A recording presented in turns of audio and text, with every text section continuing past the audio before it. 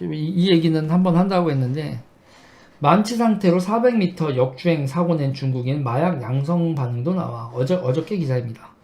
어저께 가면 잠깐 얘기했었죠. 이런 기사가 있다고 하고 이걸 띄워드리지 않았는데, 만취 상태로 400m 역주행 사고 낸 중국인 마약 양성 반응도 나와. 최근 만취 상태에서 도로를 역주행해 사고를 냈던 운전자가 병원에서 치료를 받던 과정에서 과거 마약을 투약했다는 정황이 발견되었다. 이렇게 해서 하면서 여기서 마약 양성 반응, 이 치료를 받던 두 중국 사람의 두 사람의 혈액에서 마약 양성 반응이 나온 거. 중국 분이죠. 이랬다는 거예요.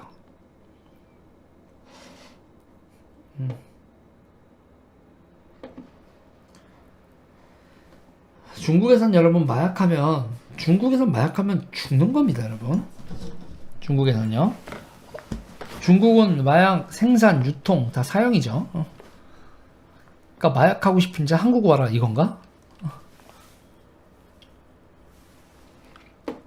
마약하고 싶은 자 한국 와라 뭐 이런 건가요?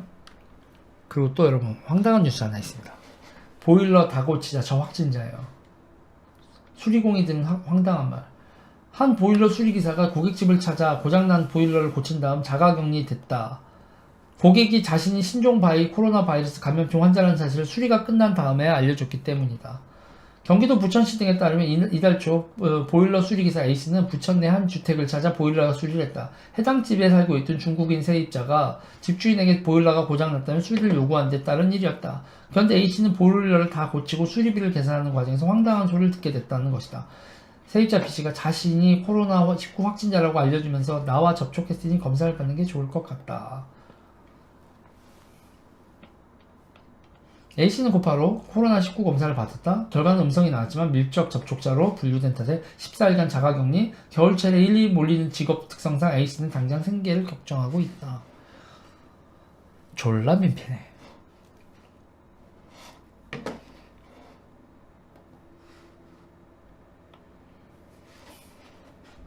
그리고 여러분, 대림동 흉기난동 남녀 2명 사망. 중국 동포 용의자 도주. 오늘 기자입니다. 1월 23일. 사건 발생, 용의자 지인 검거. 서울 영등포구 대림동에서 흉기난동으로 남녀 2명이 숨진 사건이 발생해 경찰이 용의자를 추적하고 있다. 경찰에 따르면 전날 8시 10분쯤 50대 남자 1명가 이렇게 사망했다 이렇게 나오는데, 제가 이거를 뉴스를 보면 여러분, 조금 전 이 만취 상태 이것도 22일 뉴스고요. 이거 23일 뉴스입니다. 제가 일부러 중국 동포들, 조선족들 범죄만 찾아서 고르는 거 이런 사원이 아니라요, 여러분. 진짜 이 사람들의 범죄가 많이 발생을 하고 있고 언론 보도도 많이 나오기 시작을 해요. 이게 왜 이런 현상이 벌어지냐면 저 사람들이 자기들한테 무법천지인 걸 너무 오랫동안, 그러니까 세상에 여러분 이렇게 고름이 이렇게 곰다가 터지는 거거든요. 지금 하루가 멀다 하고 중국인 범죄들, 특히 조선족들 범죄들이 막 터져 나오는 건, 그건요, 저는요 땡큐라니까. 왜냐면 제가 계속 문제를 얘기를 했잖아요. 지금 심각하다, 불법 도박 심각하다, 얘들 우리나라에서 장첸이 그냥 웃긴 얘기가 아니라 뭐 사채업을 통해서건 뭐해서건 되게 깊이 들어와 있다. 뭐 사모펀드 금융업에서부터 시작해서 아무래도 중국인들의 그게 많다. 뭐 따이궁들이 돈 세탁을 하는 정황이 있다. 현금을 너무 많이 들고 다닌다. 이게 뭐 이렇게 뭐 보톡스 불법 이렇게 하는 것도 걸리고, 화장품 유통에 있어서도 그렇고 얘네들 너무 이상하다. 그리고 이스타항공, 이 정부가 이스타항공을 끼고 도는 것도 너무 이상하고 막 그렇다 막 이런 얘기를 했었죠. 근데 그리고 이제 버닝썬서부터 이상하다. 근데 계속 얘네들이, 한국 경찰이 얘네들 일망타진하는 것도 아니고 조직적인 수사를 하는 것도 아니고 난리 피다가 계속 불어나니까, 그러니까 마구잡이로 얘들 통제가 되는 애들이 아니잖아요. 그러니까 마구잡이로 행동하다가 이제 이런 문제들을 사람들이 인식할 수밖에 없게 터져 나오는 거죠. 통제가 되겠어요? 통제 안 돼요. 저 새끼들 통제될 새끼들도 아니고 계속 터져 나올 겁니다. 계속 터져 나오면서 사람들이 인식을 하겠죠. 그래서 있잖아요. 그래서 저는 제가 범죄와의 전쟁 계속 얘기를 하는 이유가요, 여러분. 인제는 여러분들이 좀 기억을 해줬으면 좋겠어요. 제가 좌우의 문제를 얘기한 게 아니라 이 나라가 망해가고 있다. 진짜 이러면 망한다. 한국의 마피아 같은 정치를 주무르는 정도의 조폭 조직이 생기고 그게 중국의 영향력 하에 있는 깡패 조직이 대한민국 정치를 주무를 수 있다.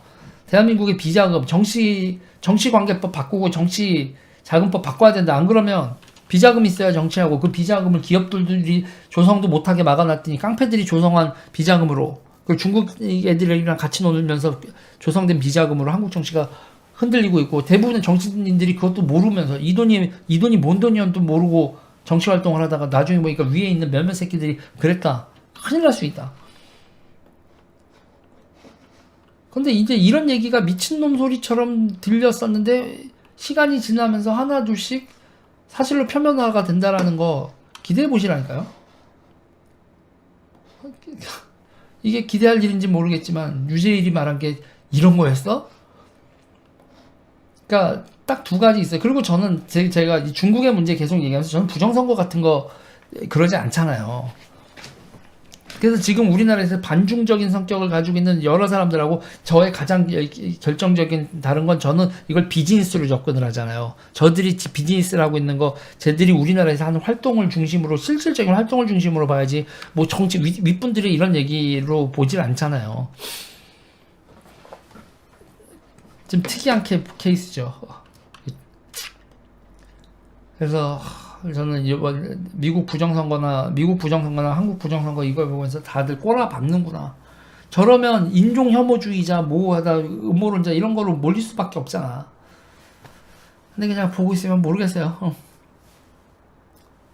어떻게 이거를 전개해 나가야 될지는 모르겠는데 한국 정치 지금 상황으로 봐가지고는 그냥 먹히는 거예요. 정상훈님 감사합니다. 무서워진 상황이죠. 갑갑해 죽겠어요.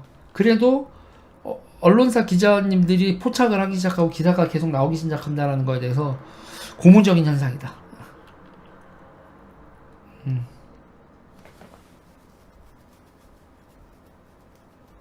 여러분 좋아요 눌러주세요. 구독 눌러주세요.